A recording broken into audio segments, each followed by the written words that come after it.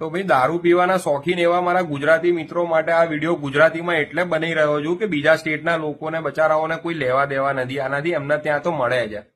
હવે આબુ પોલીસે છે ને રિસન્ટલી એક નોટિફિકેશન બહાર પાડ્યું છે.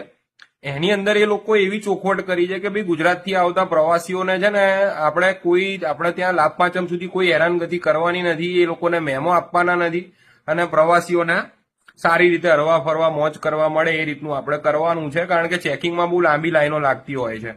પણ તમે લોકો આ ઉપર મેં પોસ્ટ કરી છે એ ન્યૂઝમાં ખાસ શાંતિથી વાંચજો કે ભાઈ એ જે નોટિફિકેશન છે એ ખાલી આબુ પૂરતી છે. એટલે તમે લોકો ત્યાં આગળ પાછા મોજ કરતા કરતા બધા ભાઈબંધો એવો પ્લાન ના કરી નાખતા કે ભાઈ ચલો આપણે 2-4 બોટલો અમદાવાદ લેતા જઈએ.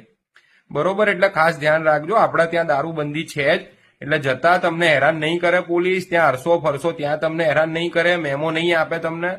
પણ પછી એવું ના થાય કે ત્યાં પીધા પછી તમે લોકો 2-4 બોટલો ગાડીમાં નાખીને અમદાવાદ લેતા આવો અને પછી અહીંયા હાઈવે પર આવીને હેરાન થાઓ, કારણ કે આપણી પોલીસ તો પછી શું કરશે એ તમને ખબર જ છે.